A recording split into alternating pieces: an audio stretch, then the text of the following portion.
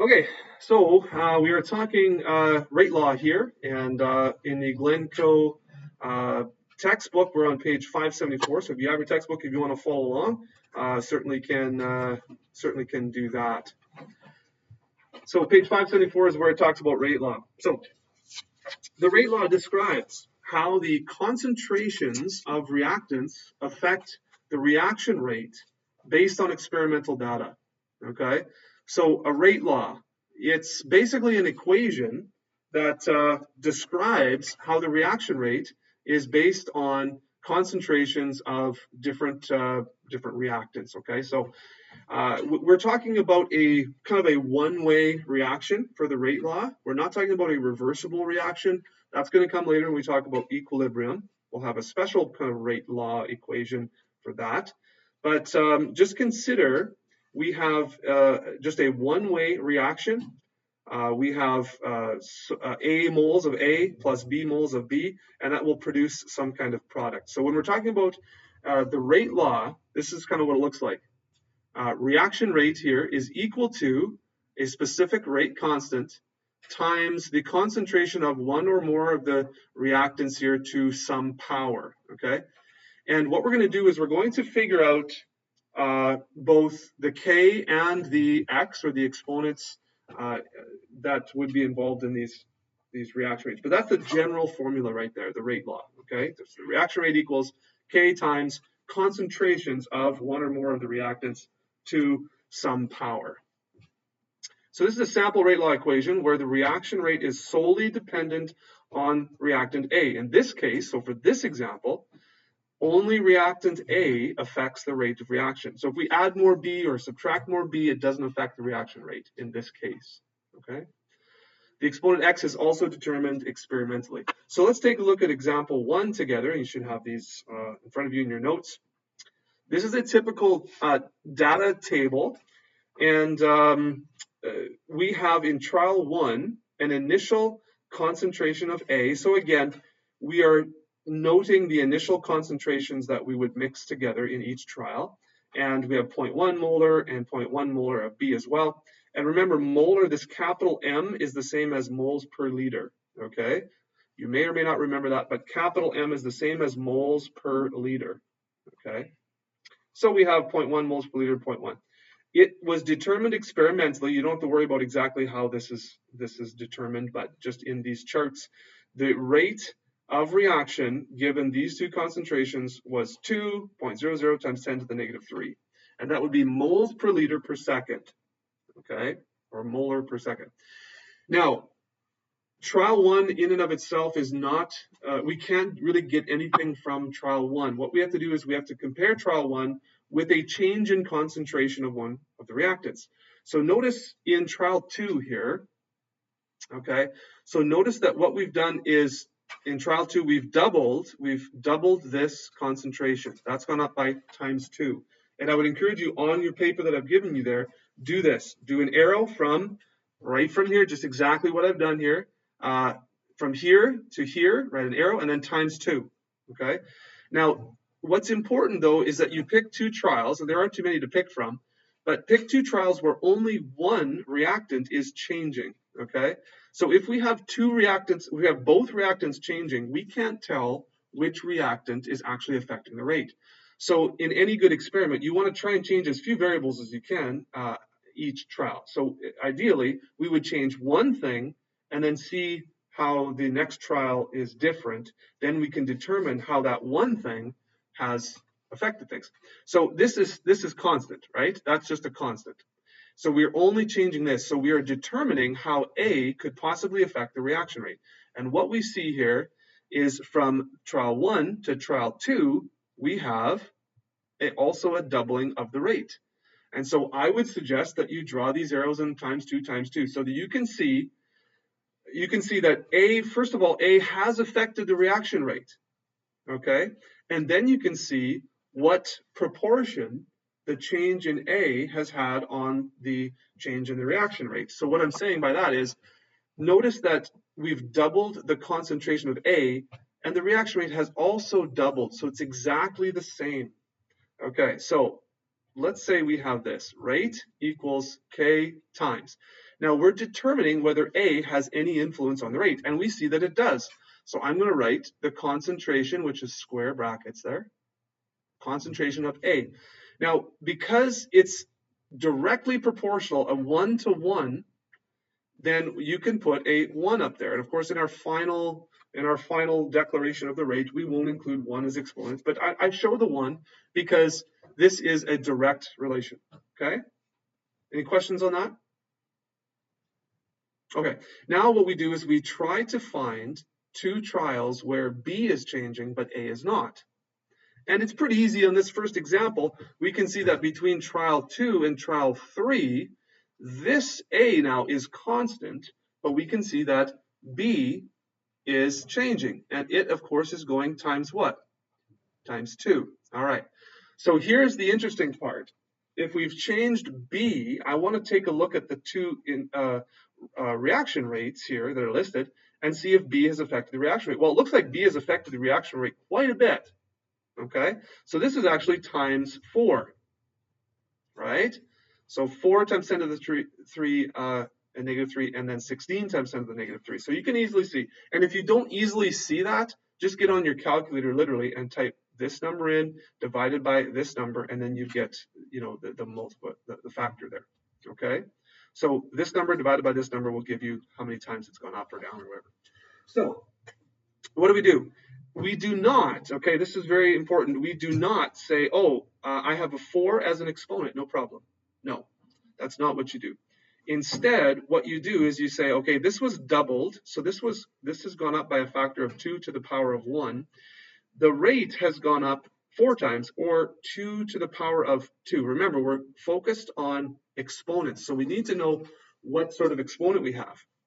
So it's actually the exponent in our rate law is going to be determined by this exponent right here. Okay, and we'll do more examples, but you're going to write down B. Obviously, B is affecting the reaction rate, so I'm going to write down concentration of B. And then if I had to choose an exponent, I would look at the exponents here. Okay, so this is obviously a times 2 to the power of 2 is how that was affected. So I put a 2 right there. Okay. So far, how are we doing? So far, is this, you guys have read through chapter 16 and 17 already? You did some pre-work already, right? Hopefully. And so is this ringing some bells? Is this looking okay? All right. So what we're going to do now is we're going to finish off this process by determining what K is.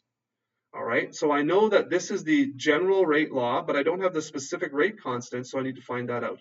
And how you do that is you simply take any trial, any complete trial with complete data, and you insert the values appropriately in your partially complete rate equation. So what I mean, I'm going to take trial 1, and I'm going to write here, let's do that in blue, I'm going to write 2.00 times 10 to the negative 3 as my rate, because that's what's listed right here, equals K. I don't know what K is, but I'm going to find that out. So this is my one unknown.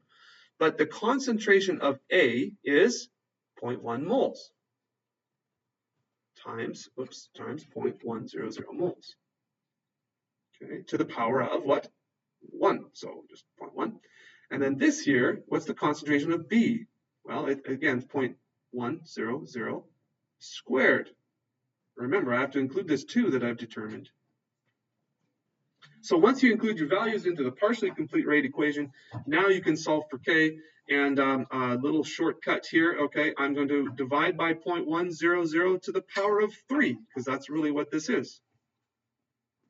0.100 to the power of 3. And if you don't like that, you can divide by 0.1 times 0.100 times to the power of 2, which is, this is the same. So these are gone, and our K value, 2 times 10 to the negative 3 divided by 0.1 times 10 to the negative 3. Well, this 10 to the negative 3 is really the same as this, so you get a K value of just 2. And you could certainly do that on your calculator, which I will real quickly right here for you, just so you believe me. Oh. 1.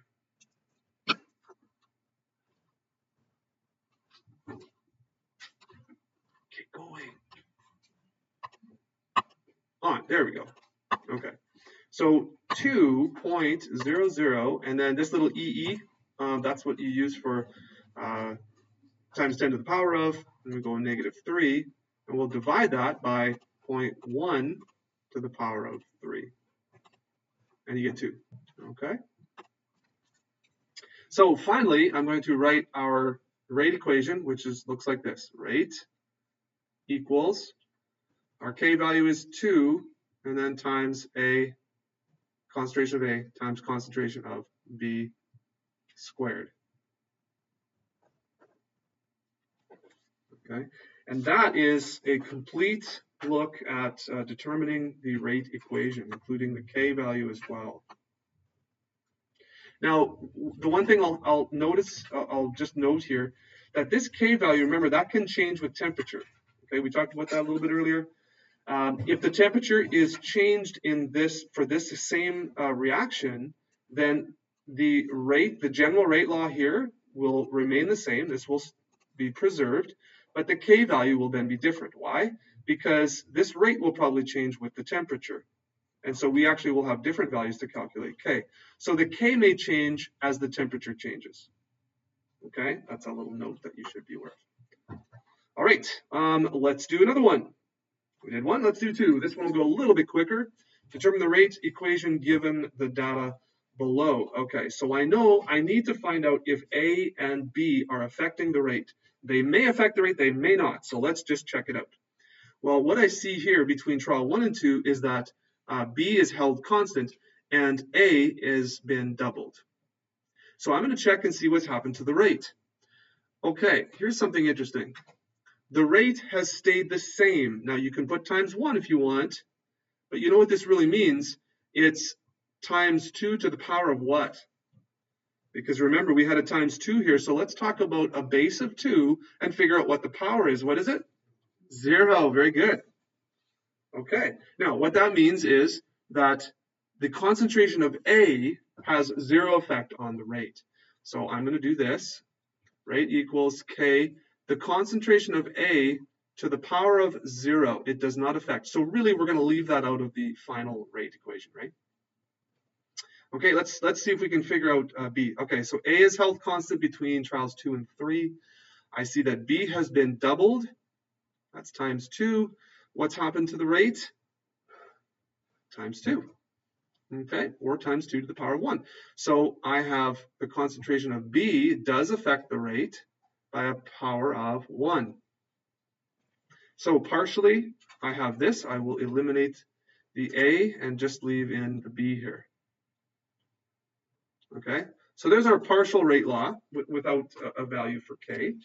And if we were going to complete this equation for this particular temperature, then again, I would just plug in the values that I see in any of the trials. Usually the numbers are smaller in number 1, but it doesn't really matter which one you pick. So if the rate here in this case was 2.00 times 10 to the negative 3, I don't know what K is, but the B value is 0.1. I fill in my values, I divide both sides by 0.1 to isolate for K, and I get a K value of what? So divided by 0.1 is the same as multiplying by 10. So I'm going to go 2.00 times 10 to the negative what? If I multiply this number by 10, what do I get? Negative. Well, negative 3 is pretty small, so what's 10 times bigger? It's going to be negative 4 or negative 2? What do you think? Yeah, negative 2. Okay. You guys are all freaked out. That wasn't a hard question. Okay. All right. Nobody wants to give the wrong answer here. Okay. So 2 times 10, no, let's just confirm that, shall we? Okay.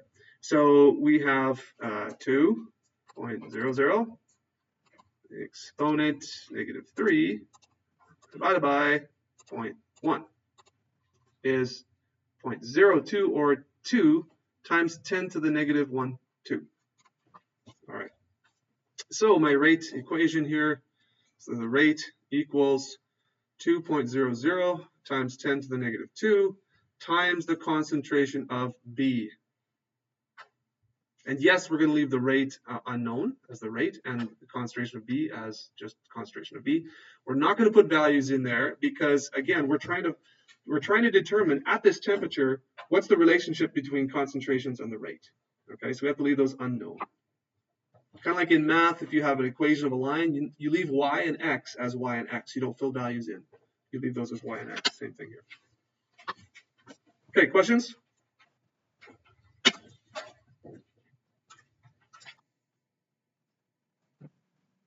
All right, still figuring out my new computer here. My hotkeys aren't working. P. Okay, fine. All right, so what's next here? Okay. Is this a different type of question? Well, it looks like we're missing something here. So what does that mean? Here we go. The rate law for this equation, or for this reaction right here, okay, is given by this. The rate equals some K times the value of CH3 CHO squared, concentration squared. Use this information to fill in the missing experimental data. Okay. So they've given us this. How do I find the reaction rate? Well, this is a bit of a multi-step problem, looks like, because I can find the rate, but I need to know the concentration here, which I can put in there, but I also need to know what? I need to know K. So I don't know what K is here. Let's find out what K is for this temperature. So the rate equals K times concentration CH3CHO squared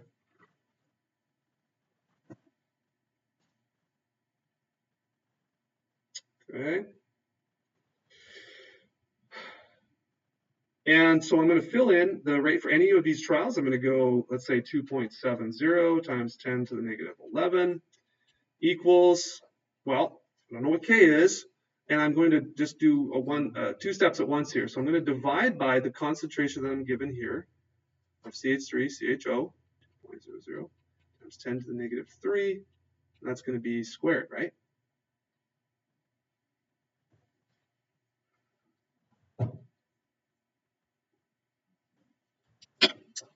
So what do we got here? 2.7 times 10 to the power of negative 11 divided by 2 times 10 to the negative 3, and I'm going to have to insert squared. I have to insert brackets there. All right, let's give that a try. Okay, is that what you guys got? I don't like using this calculator very much. 6.75 times 10 to the negative 6. Okay, you should be doing all these calculations along with me. Make sure you have your calculator with you. Make sure you know how to use it.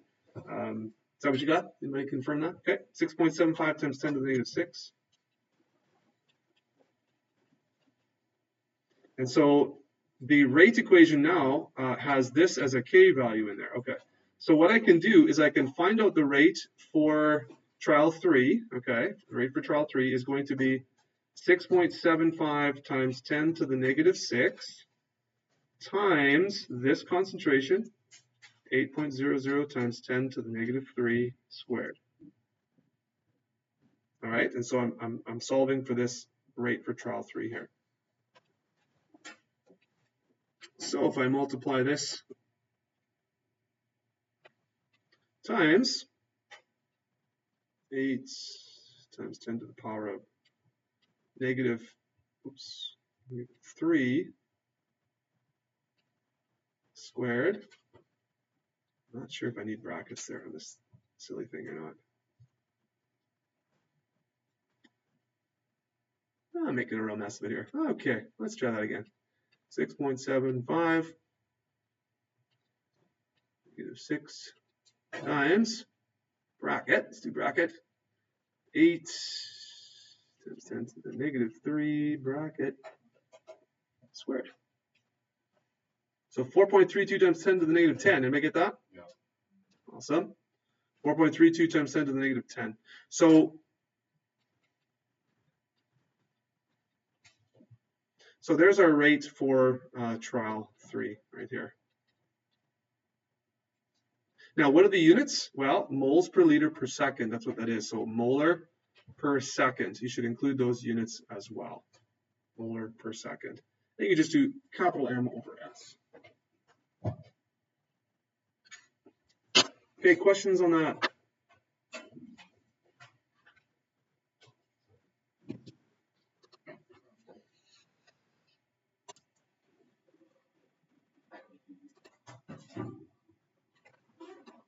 Okay, so take a few minutes on the next page of your notes here. You have questions 1, 2.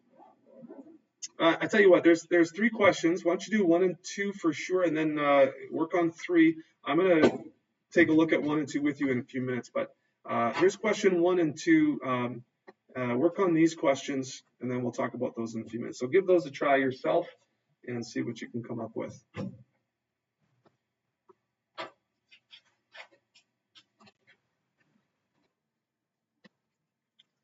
So in B then, so we have the volume is suddenly halved. That means that the concentrations of each are doubled.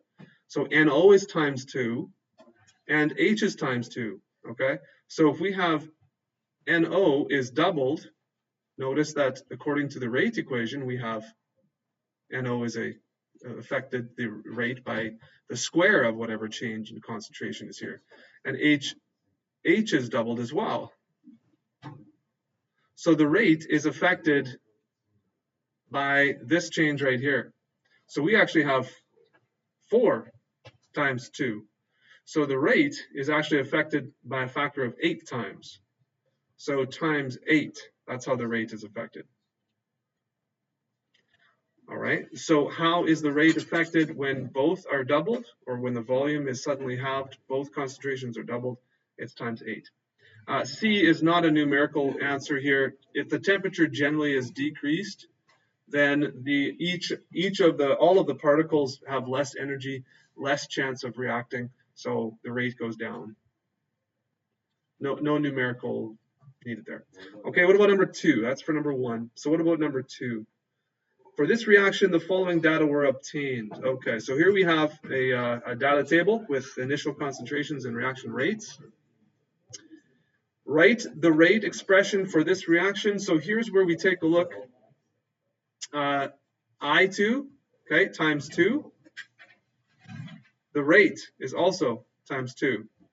So we have the rate is equal K, and we definitely have I2 in the rate equation, and it is a direct relationship there to the rate, so just to the power of 1. What happens now? We want to keep I2 constant, and we want to see a change in H2. So this is doubled. And what's happening here? Well, 0.4 times what gives you 0.8? That's doubled as well.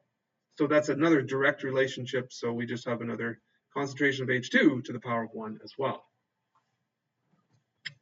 So if we want to find K, we pick any trial. Usually we pick trial 1. And we have 0.2 for a rate equals K. And now I'm going to multiply by each of these. So let's just do 2 steps at once and divide 0.2 by the product of, what was that? 1 and 1, I guess, just by 1. So K is 0.2, right? And so we have the rate equals 0.2 times the concentrations of I2 and H2. Anybody get that? Or anybody have questions about that?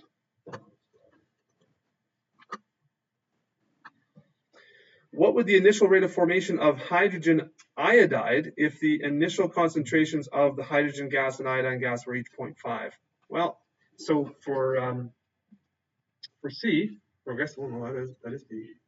So for B, we're looking for a rate, no problem. We're given the concentrations, so the rate is 0.2 times 0.5 to the power of 1 times 0.5 to the power of 1. So what's that? 0.25, 0.05 is that? Sorry, 0.25, yeah. 0.05. We'll double check that on the calculator. But you simply multiply all those together. So 0.2 times 0.5 times 0.5. And nothing seems to be working here. What's going on? 2 times 0.5 times 0.5. Okay, 0.05. And of course, we should include our units. Now, notice in this textbook here, it's moles per decimeter cubed per second. Decimeter cubed is the same as liters, okay? So you could just put moles per liter per second there. Okay, little note, I think that we talked about last year, but a little note here that decimeters cubed equals liters, okay? If you see that in any of the literature.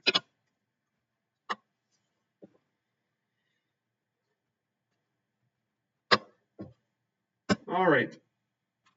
Let me just take a look at what's next here. Okay, so I'm going to, let's just save number 3. You do number 3 on your own. I'm not going to go over it here in the lesson, but I am going to introduce this rate law assignment here. Now, this is also in your notes, so I'll just show you this up here. It's a lot of the same things. Sometimes we're looking for rate laws. Sometimes we're just looking for the K value. Sometimes we're just looking for, descriptions. And I even gave you the answers to some of these questions so you can double check what you're doing initially. So I'll just go over this real quick. Question number 1, here's a data table. Now we have 3 reactants, so you're going to have to choose, again, you have to choose 2 trials that where 2 of the reactants are held constant and only 1 changes, and examine that rate, okay? Please notice that the rates, or the concentrations, are each times 10 to the negative 1 here. And the initial rate is times 10 to the negative 2 molar per liter per second, okay? So what is the rate law governing this reaction? The rate law, you can just write rate equals K times and then the concentrations appropriately. B asks for the specific value of K, so you can save solving for K for B here. Okay. What reactants are involved in the rate determining step? Okay, so the rate determining step, we are going to basically count the reactants that are included in the rate equation. Okay, because the rate is determined by the reactants that are involved in the rate determining step. What would the probable composition of the activated complex be? Okay, so think about what you know about activated complex. What could possibly be the makeup of the activated complex? What effect would a catalyst have on the rate law? Question number 2, determine the rate law and K as well. Now, in some literature, the rate law would have K as just K. And the rate equation, sometimes you'll see that the rate equation, that has the K value figured out and included, okay? So there is a slight difference in some literature between the rate law and the rate equation. The rate law, you don't have to determine K necessarily. The rate equation, you determine K and include that. So you might see that sometimes. Okay, so I'm going to give you some time here now to complete this page of questions, and I'll leave you to that. And that's really the end of our rate law lesson. So I'll give you the answers to those in another lesson, another video.